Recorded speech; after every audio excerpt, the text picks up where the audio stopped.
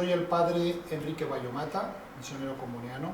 Tengo 52 años, nací en Calatayud, provincia de Zaragoza, y como misionero, aparte del noviciado que hice 2 años en Portugal, he pasado 15 años en la República Democrática del Congo, 4 para estudiar la teología y luego 11 en diversos servicios pastorales. Llegué a África el 25 de julio de 1997, que además era el día de Santiago, ¿no?, el patrono de España.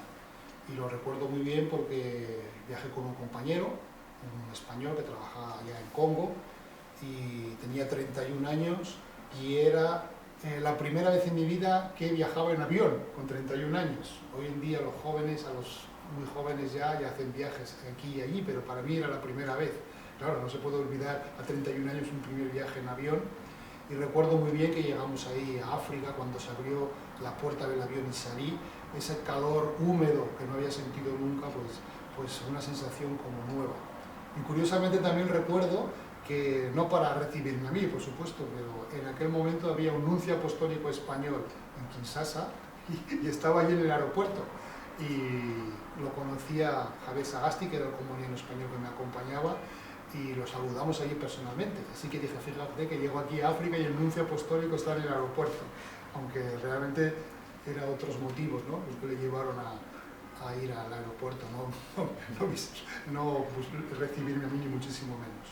Teníamos que presentar una serie de opciones y yo había elegido Nairobi, y luego resulta que me enviaron a Kinshasa. Y la segunda vez, cuando volví en Congo en 2006, ya para trabajar en un servicio pastoral, pues yo ya había pedido la República Centroafricana, porque el provincial de la República Centroafricana me había contactado y teníamos un pequeño proyecto, y un poco estaba claro que yo iría a la República Centroafricana. Pero no sé qué pasó en Roma, que se movieron un poco los hilos, y solamente 2 semanas antes me cambiaron un poco el proyecto, entonces el destino. Y entonces pues fui a la República Democrática del Congo, pero vamos, nosotros los misioneros estamos abiertos, no hay tantas diferencias. Estoy muy contento de los años vividos en la República Democrática del Congo. Bueno, el Congo es un subcontinente como lo es la India, ¿no? Es 5 veces España en extensión, son más de 400 tribus diversas, ¿no? Y es una realidad complejísima, pero al mismo tiempo unida por esta cultura neoafricana, de los pueblos bantúes que la ocupan. Hombre, pues la verdad es que durante los años de la formación de base, 2 años de postulantado, 2 años de noviciado, se idealiza muchísimo el continente africano, ¿no? Era una alegría inmensa, ¿no?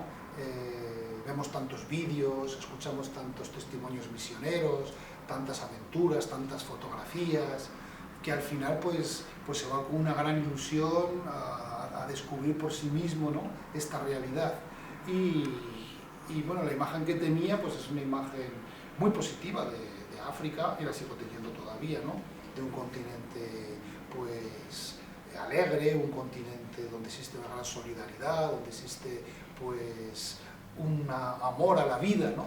Y la verdad es que, a pesar de tantísimas dificultades económicas y humanas, pues esos factores, ¿no?, de capacidad de sufrimiento, de amor a la vida, de superación, de comunión, pues los sigo viendo, ¿no?, de una manera u otra en este continente. Me gusta liberarme de todo tipo de estereotipos, me gusta afrontar las realidades con el menor número de estereotipos posibles y de prejuicios. No siempre es fácil porque es difícil, ¿no?, es muy difícil, ¿no?, pero intenté siempre pues descubrir lo que viniera, a pesar de esta imagen positiva que ya tenía, sin necesidad de que la realidad respondiera a un estereotipo que yo había ya formado. Y entonces pues tampoco me llevé ningún chasco, ¿no?, tampoco me llevé ninguna sorpresa, no hubo ningún estereotipo que se cayó, ¿no? Yo sabía que hacía calor, yo sabía que los africanos pues no son muy amigos de respetar los horarios, pero luego también he descubierto que hay un valor en eso, ¿no? Es decir, que prefiero siempre aceptar la realidad tal y como viene, sin fabricarme demasiados estereotipos. No sé si... y no sabría concretizarte exactamente ningún estereotipo que pueda haber caído, ¿no?, en todo este tiempo. Tal vez podríamos ayudar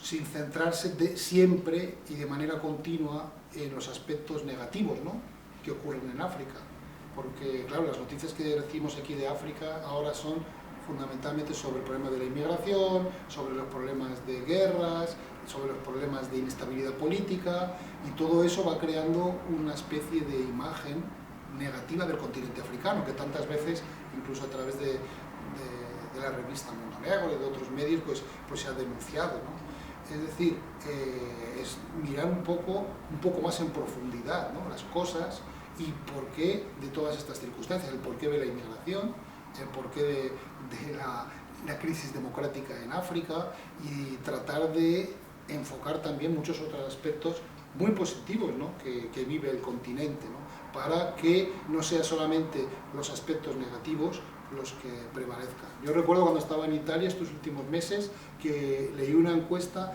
de todas las noticias sobre el continente africano que habían aparecido en los principales medios de comunicación italianos. Y yo creo que un 95% eran noticias con un aspecto fundamentalmente negativo. Claro, si esa es la información que el ciudadano europeo recibe de un continente, es normal que la imagen que se va formando en él sea una imagen negativa. Así que creo que ahí sí que hay siempre un esfuerzo a hacer, ¿no?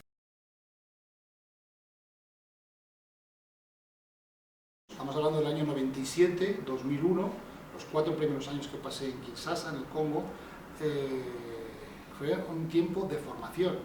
Yo fui a completar mis estudios teológicos, no fui a enseñar nada, sino todo lo contrario, a aprender. Tuve grandes profesores africanos y me confronté a grandes teólogos. Yo me acuerdo, por ejemplo, de Oscar Bumweye, que es un teólogo famosísimo, ¿no?, en la República Democrática del Congo, que fue mi profesor. Entonces tuve la suerte no de ir ya para comenzar a trabajar, sino de ir para formarme, ¿no? Profundicé pues, un poquito lo que es la teología africana también, la manera de entender la fe en África, los aspectos litúrgicos, que por aquel entonces, todavía hoy, concretamente en la República Democrática del Congo, son muy ricos, la manera de vivir la liturgia. Entonces, los primeros años fueron años de aprendizaje, no años de trabajo ni de pastoral. Pues me ordené más tarde con una formación teológica en el continente mismo, ¿no?, y en las lenguas del continente. Y eso pues fue lo que marcó mis primeros años. Kinshasa es la capital de la República Democrática del Congo, es una ciudad que actualmente pues ya está por encima de los 11 millones de habitantes. Prácticamente hay barrios donde hay personas de todas las provincias del país, es una cosmociudad muy grande y es en este mundo enorme donde viví los primeros 4 años. Además, en el 98 estalló una segunda guerra y se bloqueó el país, se dividió en dos y no había ninguna posibilidad ni siquiera de viajar a nuestras misiones del norte, así que estuve 4 años en la misma ciudad. Y esta ciudad Kinshasa pues, ha marcado también a nivel de iglesia pues, un avance litúrgico importante, ¿no?, porque el primer cardenal del Congo, cardenal Malula, pues había impulsado una liturgia muy africana, ¿no? Él decía, debemos africanizar ahora el cristianismo. Y en ese sentido, pues la vida litúrgica de la iglesia, ahora son más de 200 parroquias en esta ciudad, porque casi el 50% de los quinoa, de las personas de Kinshasa, son católicos, aunque ahora esto pues está disminuyendo mucho por la presión de las sectas, ¿no?, que hay muchísimas en Kinshasa, y la mayoría de las personas que van a las sectas pues primero han sido católicos, se han formado en la iglesia católica, pero en este mundo pues ha desarrollado una liturgia muy propia congoleña. Incluso hay un rito, el rito congoleño para las iglesias, el rito romano para las iglesias del Congo, que llamamos rito congoleño, pues que es muy vivo, muy abierto, y es en ese ambiente donde yo he vivido esos primeros 4 años y después posteriormente, ¿no? O sea que una gran ciudad abierta, rica y muy importante, ¿no?, para lo que es el África francófona. El día a día, estoy siempre en esta primera etapa, ¿no?, en esta primera etapa de formación. Pues nosotros vivíamos en una comunidad muy grande, abierta, de 24 personas, de 14 nacionalidades diferentes, y comenzábamos pues con la Eucaristía, y después por las mañanas teníamos los cursos en la universidad, en un centro de teología, y allí pasábamos 4 horas y después volvíamos a casa, y las tardes pues estaban distribuidas un poco o bien estudio, o bien la limpieza de la casa, o bien los trabajos en el jardín, cosas muy sencillas, ¿no? Y después siempre había alguna actividad nocturna, algún encuentro, alguna formación, y los fines de semana teníamos siempre nuestro apostolado, que llamábamos, normalmente del sábado por la mañana hasta el domingo por la tarde. Yo durante 3 años estuve yendo a una parroquia de la periferia de Kinshasa, la parroquia de Sambaga, donde un poco pues había un contacto mucho más directo con la gente, con las personas. Yo participaba en los grupos de jóvenes, en la Legión de María, en grupos de formación de catequesis, lo que se puede hacer en un fin de semana, no en una gran parroquia. Pero claro, era una manera de salir un poco del mundo académico que nos envolvía durante toda la semana, de lunes a viernes, para entrar en un mundo más cercano con las personas, un trabajo más pastoral, ¿no?, aunque sea muy sencillo, porque claro, éramos estudiantes, no éramos los responsables de la parroquia. En el 98 estalló esta guerra, y cuando me fui en el 2001 continuaba todavía, porque hasta el 2004-2005 nos estabilizó, ¿no?, la realidad del país. Y sí que fueron momentos muy difíciles, sobre todo me recuerdo ese agosto de 1998, que fueron cuando los rebeldes, que eran los ugandeses y los ruandeses, pues intentaron llegar a Kinshasa a través del Bajo Congo, es decir, desde el Océano Atlántico hasta la ciudad, hacia la capital, Kinshasa. Y fueron semanas de muchísima tensión. Recuerdo que estuvimos 20 días sin luz en toda la ciudad, 11 millones de habitantes sin luz, que estuvimos realmente encerrados. Teníamos además 2 compañeros ugandeses que los teníamos escondidos, que al final pudieron salir del país con la ayuda de la Nunciatura Apostólica, porque si los encontrábamos seguramente los hubieran matado.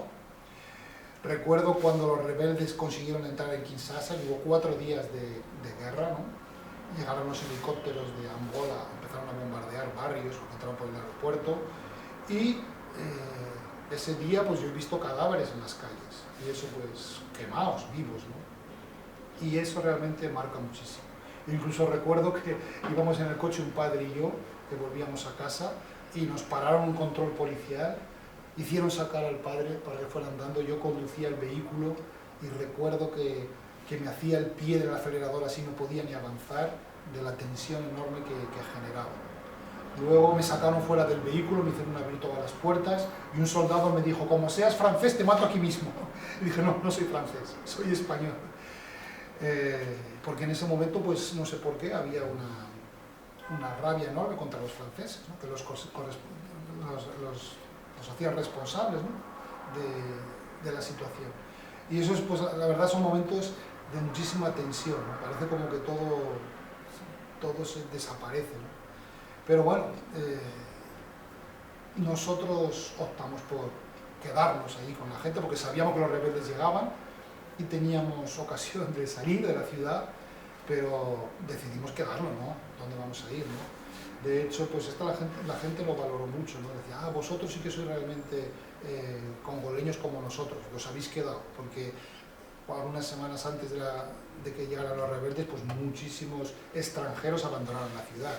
El aeropuerto, un montón de vuelos, pues iban abandonando la ciudad porque se sabía que cualquier cosa pudo pasar. En 4 días aquello se terminó, y la guerra continuó al este, ya no en la ciudad de Kinshasa, donde yo estaba, ¿no? Y ahí es donde hubo pues tantísimos muertos y tantísima tensión, hasta que se llegó a los acuerdos de paz que dijeron a Joseph Kabila, el presidente, para un periodo de transición hasta la Constitución, que se aprobó en 2005, 2006, y las elecciones, ¿no?, las primeras elecciones después de mucho tiempo. En los momentos de tensión, yo creo que jamás jamás he dicho, esto no merece la pena. Yo creo que es el hecho solamente de estar, ¿no? Y de compartir con la gente pues, las circunstancias que vive, ya es un testimonio y ya es una experiencia buena. Y así lo ha valorado la gente, ¿no? Así que realmente jamás he dudado de mi vocación, ¿no? En ese sentido de esto no sirve para nada. Creo que siempre tiene un valor, ¿no? Incluso cuando llegaban también otras situaciones diversas como la malaria o ciertas enfermedades que a veces nos afectaban, pues si estuviera en Europa pues no tendría esta enfermedad, pues tampoco, ¿no? Siempre algo servirá, ¿no? Es una especie de encarnarse, ¿no? en la realidad del continente y de lo que vive la gente. Yo creo que el Señor siempre nos inspira, ¿no? Una palabra de adelante, continúa, incluso en momentos de tensión o de oscuridad, para ir adelante. Volví a España en el 2001 para la ordenación sacerdotal. Estuve aquí en España 5 años, en la Comunidad de Madrid, donde estudié periodismo, y en 2006 volví de nuevo a la República Democrática del Congo. Y primero estuve 3 años en una parroquia del norte, una parroquia Santana a Isiro, una parroquia bellísima, una parroquia que teníamos 51 comunidades en la selva, 11 comunidades de base en la ciudad, una gran parroquia, ¿no? Y allí pues trabajé, un trabajo pastoral 100%, como vicario, ¿no? Donde las prioridades eran la formación de catequistas, la formación de los jóvenes y luego pues la pastoral sacramental, porque teníamos, yo no sé exactamente, ahora no me acuerdo, pero teníamos más de 500 bautizos al año, ¿no? Personas que había que, por los distintos sectores y en la ciudad. Y ese era un poco el trabajo pastoral. Prácticamente comenzamos en la formación de los jóvenes, la formación de los catequistas, la formación de los líderes, y es lo mismo que hicimos durante los 3 años, ¿no? Cambios, pues no sabría decirte, ¿no? Es decir, había pues muchas personas que recibían el bautismo, que recibían los sacramentos, grupos que creaban actividades, que iban avanzando, ¿no? En su vida cristiana, niños que eran bautizados, todo ese mundo, esa evolución, pero sin grandes... Sí, un crecimiento, diría yo, de la comunidad cristiana sí que lo viví, crecimiento realmente, porque era un tiempo de crecimiento, pero un crecimiento dentro de la normalidad. Hay que decir que en África, concretamente en la zona de la foresta, de los bosques, ¿no? Los cambios no son realmente muchos, ¿no? Porque es una realidad. Sabemos que la cultura africana busca la armonía, ¿no? No es como las culturas occidentales que tal vez tendemos más al progreso, a los cambios, a evolucionar, a ir más lejos, a ir a la luna. Realmente cambios a nivel estructural no, porque Isiro es una ciudad realmente enclavada, ¿no? Y las carreteras eran muy malas cuando llegué y seguían siendo muy malas cuando me fui. Y a nivel económico la situación era bastante mala cuando llegué y continuaba siendo bastante mala cuando me fui. Es decir, nosotros evidentemente promocionábamos, teníamos por ejemplo dispensarios, teníamos un centro para ayudar a los niños huérfanos, estuvimos en un proyecto muy importante para mantener la carretera que nos llevaba a nuestras comunidades más o menos estable, con la ayuda de personas que hacían el trabajo, pero realmente como en este periodo y todavía hoy la intervención del Estado es prácticamente nula y no se invierte prácticamente nada, el único desarrollo que se produce es un poco por lo que hace la Iglesia y un poco por lo que hacen diferentes organizaciones no gubernamentales y otras entidades que trabajan en la zona de Isiro, te estoy hablando, ¿no? En este microcosmos solamente, ¿no? Así que, desgraciadamente, no puedo decir que hubiera un gran desarrollo a nivel económico-social.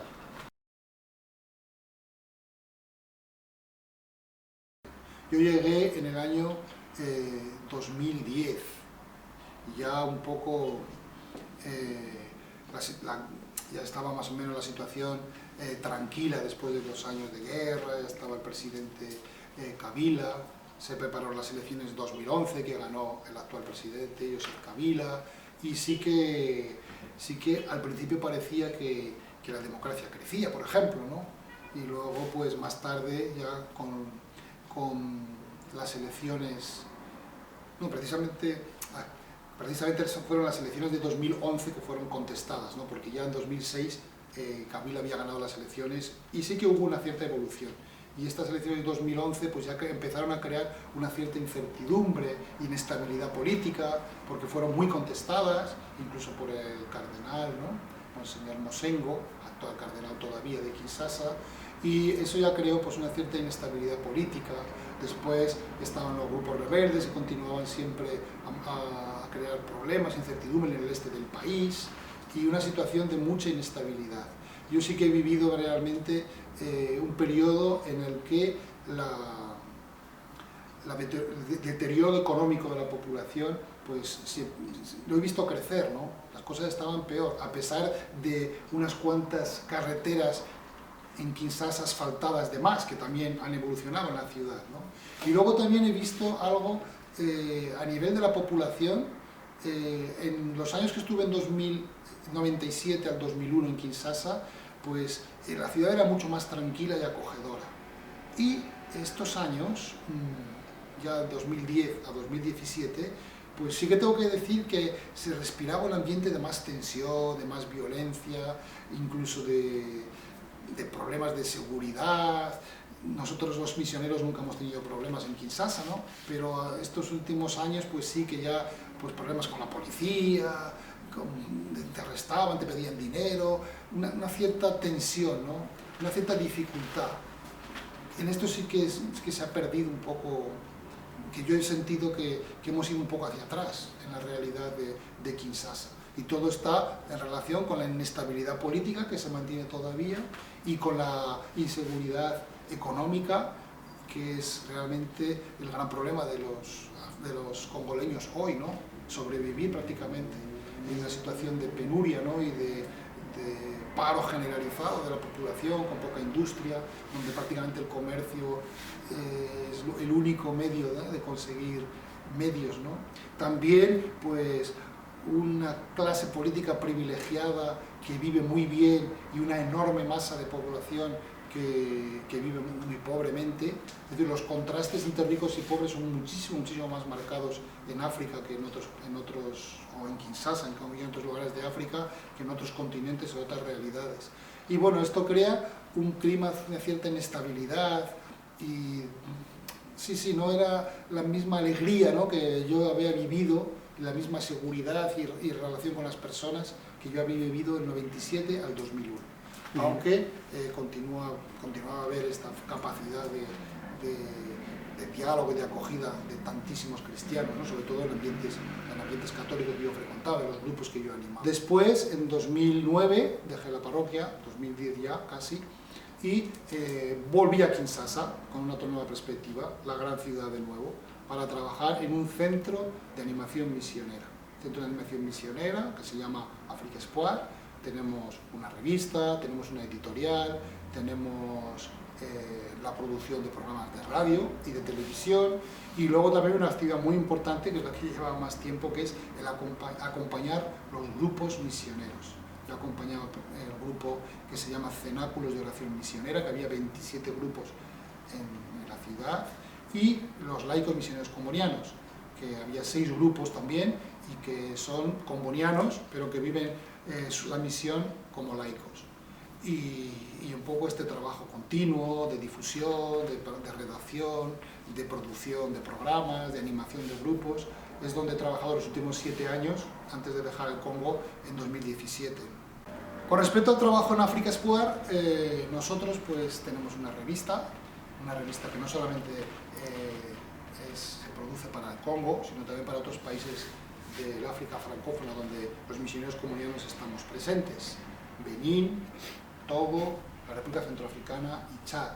Es una revista que desde 2014 pues, se publica en color, es una revista trimestral y es bastante valorada, y además es trimestral, pero sí que ha hecho su trabajo, es apreciada, es conocida, y bueno, pues intenta ser un vehículo para ayudar a los cristianos, porque se dirige fundamentalmente a los cristianos, a abrir sus ojos a la realidad del mundo, la realidad del continente. Y en este sentido, pues sí que es positivo, ¿no? Yo estoy contento de ese trabajo. También comenzamos a tener el problema de Internet, ¿no?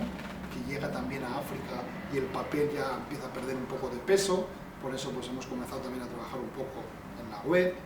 Y luego también pues tenemos libros que han sido importantes, yo soy contento, ¿no? Por ejemplo, tenemos un libro, Le Monde dans ma poche, El mundo en mi bolsillo, que hacemos una edición cada año y que hemos vendido pues más de 170.000 libros.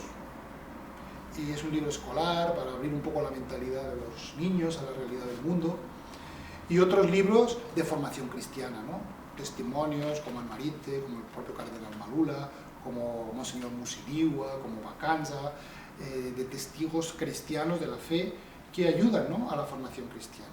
Y otro grupo de libros sobre la historia de la Iglesia, sobre la formación cristiana. Por ejemplo, hay un libro muy particular, el Le Mot de ma foi, pues que yo recuerdo haber recibido testimonios de gente que leyendo este libro pues ha reconocido el valor de la fe y, por ejemplo, uno me decía, gracias a este libro yo no he entrado en una secta, sino que he continuado en la Iglesia Católica y ahora soy responsable de comunidad. Otro libro también muy importante, Le Mot de notre engagement, las palabras de nuestro compromiso, ¿no?, que ayudan un poco a tomar conciencia a los cristianos de que tienen que construir, ¿no?, que tenemos que construir un mundo mejor, ¿no?, y nos tenemos que comprometer. Es decir, que todos esos medios, ¿no?, como los programas de televisión y de radio, con testimonios misioneros, formación misionera, todo es un mundo que lanzamos y tenemos eco de que muchas personas acogen ello. Ahora, el bien que esto hace, pues no lo podemos cuantificar, es un poco así, ¿no? Se difunde, ¿no?, y no sabemos el impacto que puedan tener. Es una gota de agua, pero es una gota de agua que hace su trabajo, ¿no? Y en ese sentido, pues yo estoy muy contento, ¿no?, del trabajo que se hizo y que se continúa a hacer, porque yo salí, pero un compañero congoleño pues me sustituyó en la dirección del centro y el trabajo se continúa a hacer, ¿no?, este trabajo de más media.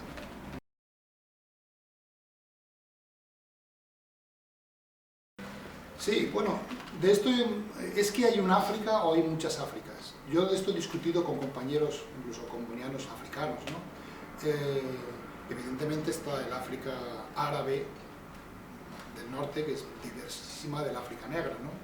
Eso sí que hay una diversidad enorme. Pero yo siempre he pensado que existe, y esto por una profesora que tuve precisamente, que hizo una tesis doctoral sobre la cultura negroafricana, y sí que decía que hay una cierta unidad, ciertos aspectos de la cultura negroafricana que corresponden a una unidad, y por eso un mozambiqueño y un nigeriano tienen aspectos comunes, muchísimos aspectos comunes, ¿no?, que no tiene un europeo, ¿no? De la misma manera que los dos europeos, un francés y un alemán y un español, pues también tienen aspectos comunes, ¿no?, que les caracteriza. Sí que existe una cultura negroafricana.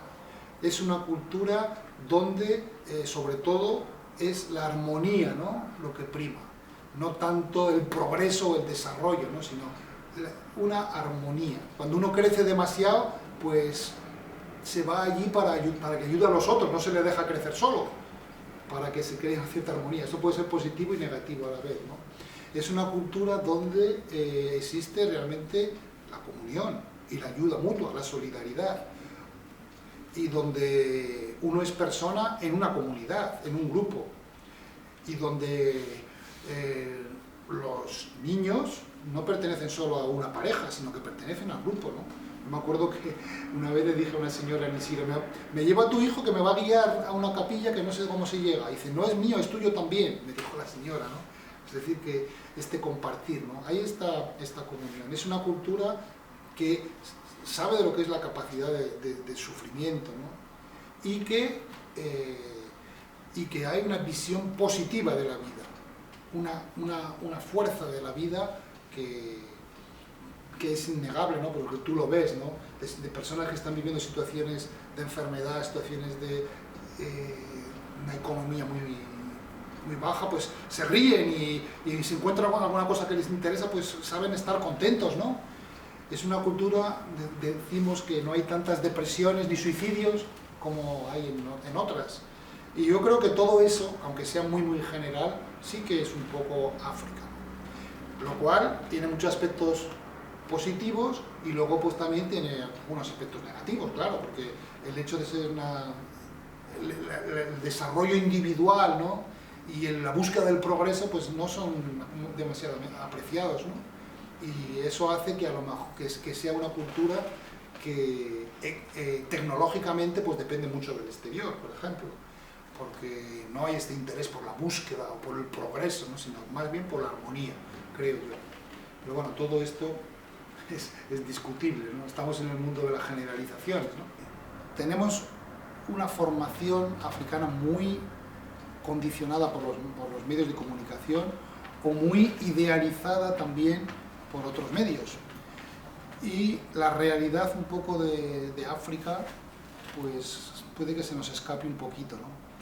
Y ahí es donde estamos nosotros, los que hemos vivido en África y ahora estamos destinados aquí en España, pues para hacer este trabajo un poco de puente, ¿no? Y luego pues tenemos esta realidad de los inmigrantes, de mucha gente de África que viene aquí, y todavía pues no existe un diálogo con ellos, ¿no? Yo realmente lo que me hierve un poco la sangre, como tú decías, es el hecho de que cuando yo estaba en África he sido siempre muy bien acogido en todos los sitios por los africanos. Y cuando vienes aquí, creo que esa misma buena acogida a los africanos que están aquí no es lo mismo, ¿no? Sino más bien hay un poco de miedo, un poco de distancia, ¿no? Es verdad que yo iba allí como misionero y ellos vienen aquí pues un poco a buscarse la vida y tratando de escapar de una realidad que no es muy buena, ¿no? Pero sí que diría eso, ¿no? Tenemos aquí a tantas personas que vienen de África y sí que sería bueno pues entrar en contacto más con ellas y descubrir, ¿no? Establecer relaciones de amistad, de diálogo, de comprensión, relaciones humanas, porque el extranjero, decía Óscar Bimuñi precisamente, puede ser una amenaza, pero también puede ser una riqueza enorme para el lugar donde lo acogen. Y yo creo que la inmigración en Europa puede ser una grandísima riqueza si se establece diálogo y comprensión, una riqueza enorme. De hecho, están ayudando muchísimo a nuestra economía. Yo tengo a mi mamá y pues está cuidada por una persona que viene de otra cultura, porque no encuentras una persona en España para este tipo de trabajo, por ejemplo, ¿no? Una mamá ya un poco anciana. Así que creo que este acercarse más a las personas de otros continentes que están entre nosotros, los inmigrantes, sin miedo, en un diálogo franco, de acogida y de colaboración, pues nos ayudaría muchísimo y creo que es por ahí que debemos ir. Bueno, pues la verdad es que las nuevas tecnologías estas, pues yo creo que son una bendición, ¿no?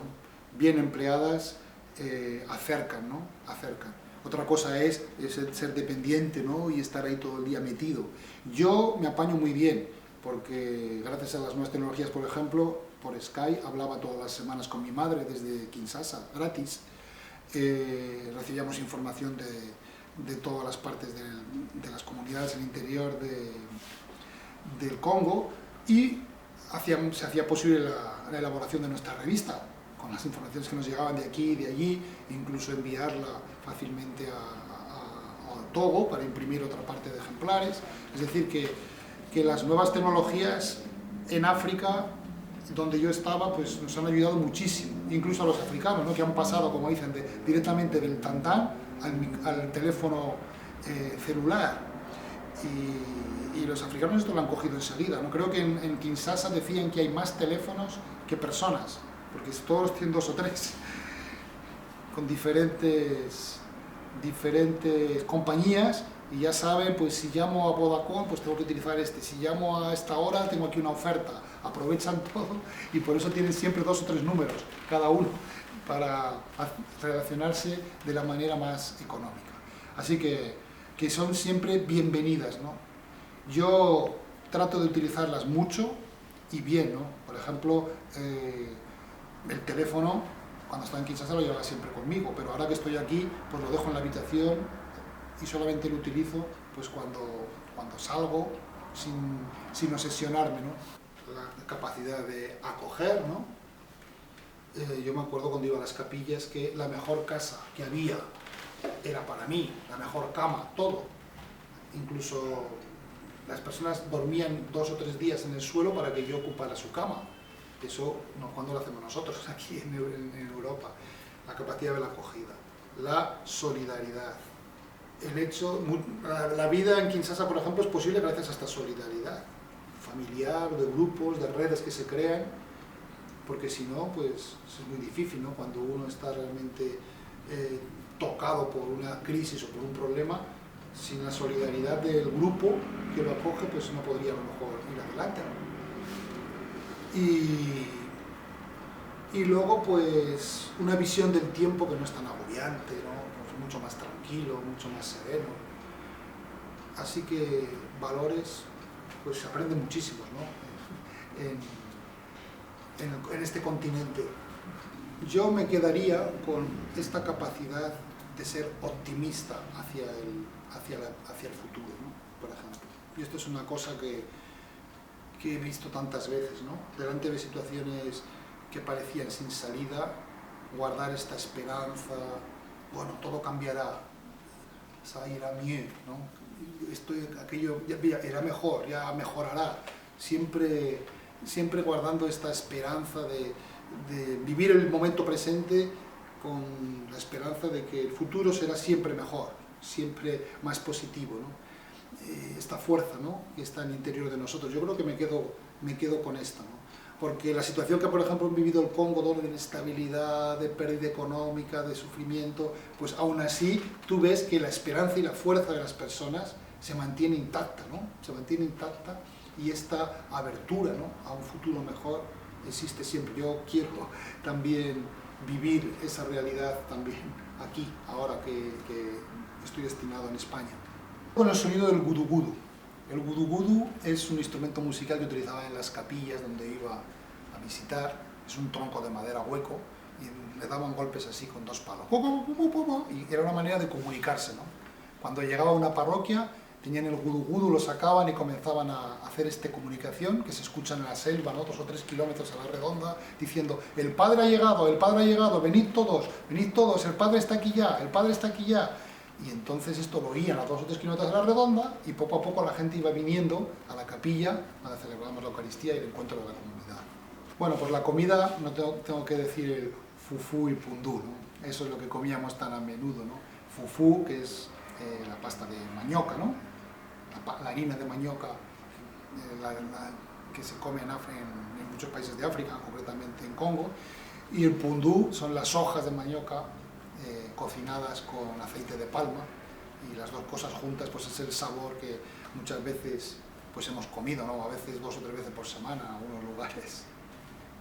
Para mí un lugar imprescindible era el jardín de nuestra casa, porque todas las mañanas allí, antes de que los mosquitos se despertaran, me pegaba ahí media hora de contemplación también, viendo los pajarillos. Ahí era un tiempo de iniciar la mañana muy bello, ¿no? Teníamos unos cuantos árboles, flores, y luego había pajarillos azules, había amarillos, había gorriones típicos, ¿no? Y siempre se acercaban por ahí donde yo estaba. Y ese lugar, ese tiempo, esa media hora, casi cuando amanecía, pues era un lugar imprescindible para mí. Un recuerdo imborrable, pues son, aunque sea un poco así, los paisajes, ¿no?, de la sabana y de la selva del norte.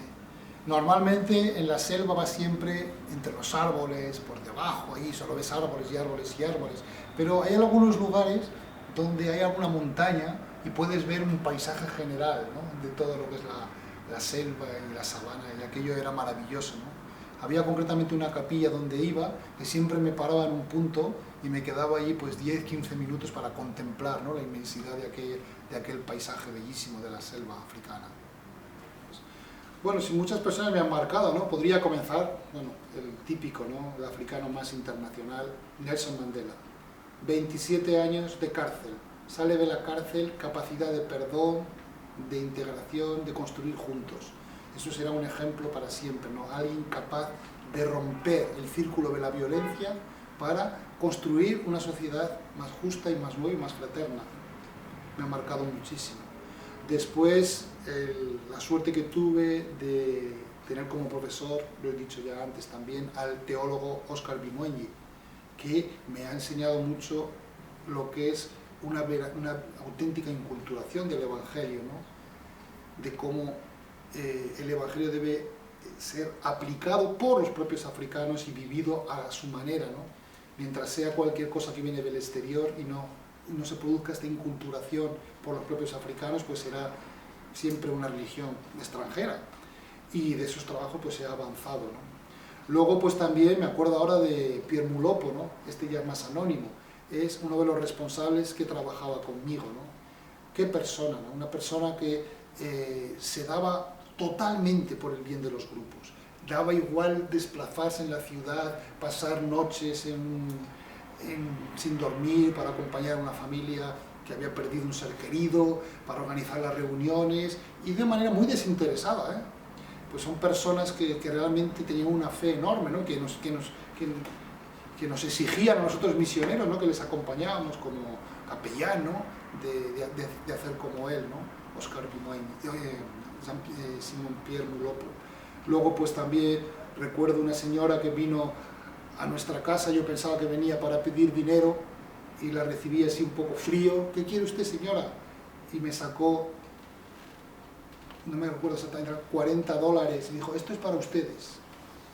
Y me quedé congelado, ¿no? Como una señora muy pobre, muy sencilla, nos daba dinero a nosotros que vivíamos en la mejor casa del barrio para la misión, porque amaba la misión y quería colaborar.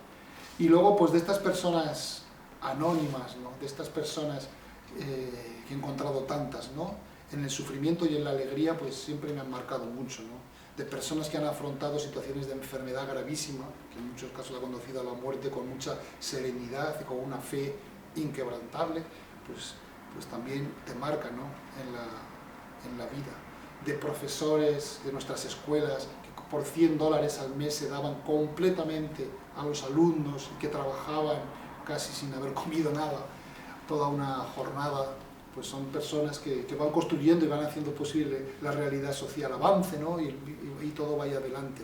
Bueno, pues he conseguido muchas relaciones, muchas amistades, he conseguido crear un centro de animación misionera bien establecido, ¿no? Con programas de radio y televisión que yo empecé, y bueno, pues el trabajo que continúe pues es siempre una alegría para mí, ¿no? Que continúe todo esto, ahora que ya no estoy allí. He lamentado haber vivido demasiado deprisa, ¿no? Haber vivido demasiado deprisa las cosas y no haber dedicado más tiempo a estar y hablar con la gente. Siempre es como una especie de dolor que portamos, que traemos cuando volvemos, ¿no? Una familia puso mi nombre a un niño, ¿no? Cuando estuve ahí, pero no es que lo hiciera yo el niño, ¿no? Sino que por amistad a mí, pues dejaron mi nombre, pues queda como una huella, ¿no? En ese niño que se llamará así, y cuando crezca pues le dirán, pues ¿por qué me llamo yo Enrique? Pues te llamas Enrique porque vino aquí un misionero hace 10 años, 20 años y era amigo nuestro y nos quería mucho, y ahora pues tú te llamas así en su honor. Pues el deseo es que crezca la fraternidad, ¿no? Que crezca la fraternidad entre los pueblos y que esta familia humana pues vea que realmente es una familia, ¿no? y que cada uno pues aporta sus aspectos, ¿no? Y juntos pues nos enriquecemos.